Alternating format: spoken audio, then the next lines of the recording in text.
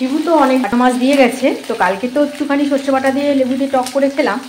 আজকে যেটা খাবো এটা একটু মাছের একটু ঝাল বানাবো।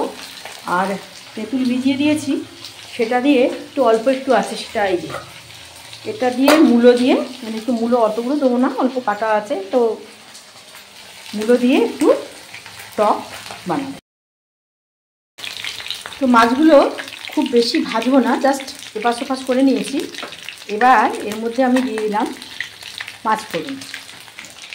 পাঁচফোড়নটা দেওয়ার পর এর মধ্যে এখানে আমার একটু পেঁয়াজ আর লঙ্কার কুচি রয়েছে, এইটা একটু এর মধ্যে মিশিয়ে দিই। সুন্দর একটা ফোড়নের গন্ধ বেরিয়েছে, পাঁচফোড়নের গন্ধ। এই পাশে এই তেলটার মধ্যেই আমি পেঁয়াজগুলো ভাজব। পেঁয়াজটা ভাজা হতে হতে এর মধ্যে আধখানা টমেটো অ্যাড করি।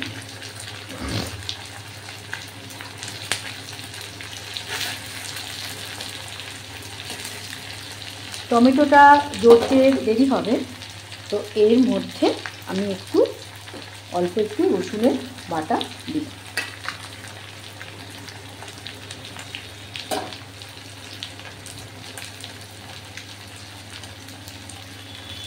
তো একটু জড়তে থাকুক, সময় একটু লাগবে। তো এরপরে আমি এর উপরে আমার এই যে মাটির এটা ঢাকি দিলাম, কষতে থাকুক। তারপরে চলো এবার এটা ঢাকনাটা তুলে দেখি কী হয়েছে অবস্থাটা। দেখো মোটামুটি পেঁয়াজ টমেটো সুন্দর করে গলে গলে গেছে। এবারে এর মধ্যে আমি যেটা দেব, আমি দিয়ে দেবো হলুদের গুঁড়ো, দিয়ে দিলাম লঙ্কার গুঁড়ো, এর মধ্যে দিলাম একটু সর্ষে বাটা, এর মধ্যে দিলাম একটু পোস্ত বাটা।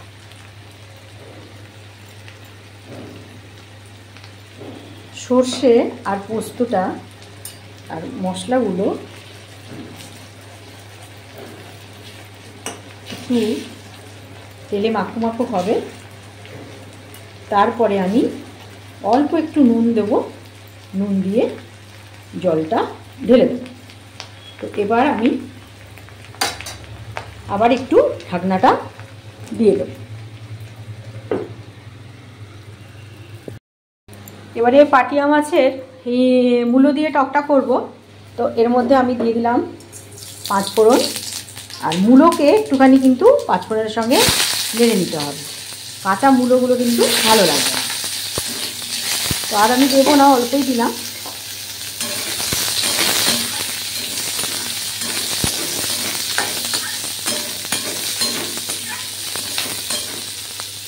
মূলোগুলো আমার একটুখানি ভাজা হয়ে যাক।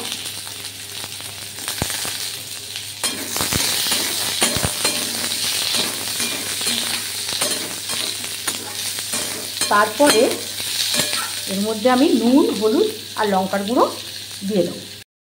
অলরেডি আমার মশলাটা ভালো করে কষা হয়ে গেছে। এবার এর মধ্যে আমি জল দিয়ে দিলাম।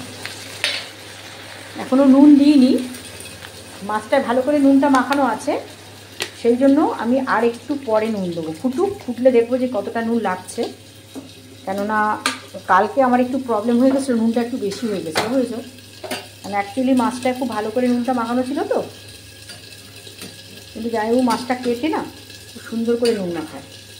তা আমার এই জন্য একটু নুনটা বেশি হয়ে যাওয়ার জন্য খেতে অতটা ভালো লাগে। তবে ভাতের সঙ্গে খাই তো ঠিক আছে, রুটির সঙ্গে খেলে কিন্তু আমরা খেতে পারতাম না, একটু নুনটা বেশি হয়ে গেছে। তো জল ঢেলে দিয়েছি, একটু করে ফ্লেমটা বাড়িয়ে দেবো, একটু ফুটে যাক। ফুটে গেলে আমার সর্ষে বাটা দিয়ে মাছের ঝালটা রেডি।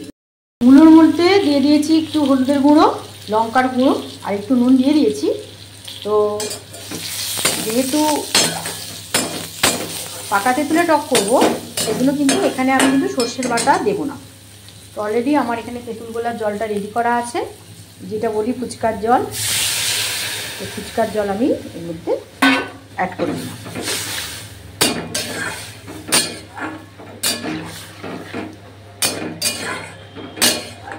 সব দেওয়া থাকলো।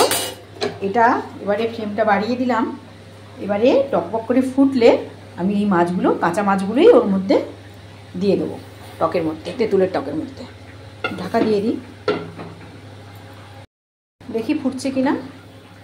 টকবক করে ফুটছে, অলরেডি আমি সবই দিয়ে দিয়েছি, নুনও দিয়েছি, হলুদ লঙ্কা টঙ্কা সবটা দেওয়া হয়ে গেছে। এবার কাঁচা পাটিয়া মাছগুলো আমি ওর মধ্যে অ্যাড করলাম।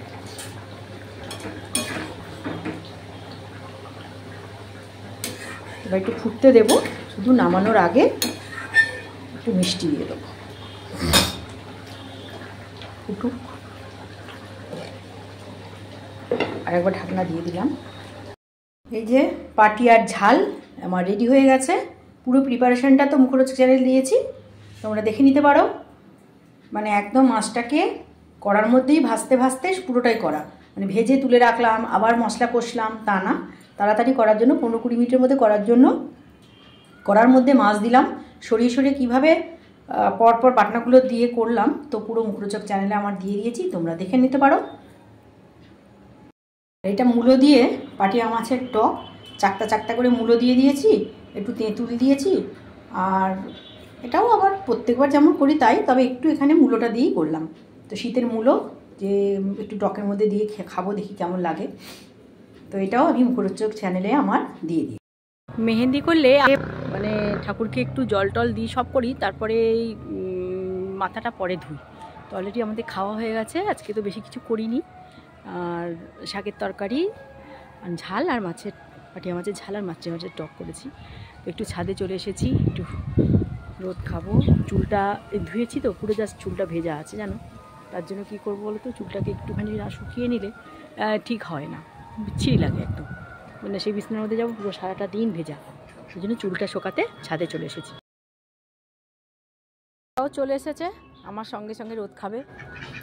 আমি যেদিকে যাই সেদিকেই টং টং করতে করতে যাবে। তো এই সময়টা তো আমাকে পায় না অন্য দিন, তো আজকে একটু পেয়েছে, তার জন্য কত আনন্দ দেখো। আর ভীষণ নোংরা হয়ে গেছে, আর স্নান করাতাম, এতটা ঠান্ডা পড়ে গেছে তো ভয় লাগছে স্নান করাতে, ওই জন্য স্নানটা করাচ্ছি না। দেখেছো কি নোংরা হয়ে গেছে, কিছু করার নেই, কারণ আমি ভাবছিলাম করে দেবো, কিন্তু হাজব্যান্ড বললো যে না এত ঠান্ডা পড়েছে এই সপ্তাহটা চান করানোর দরকার। সত্যি বলতে কি ঠান্ডা না পড়েছে বলো,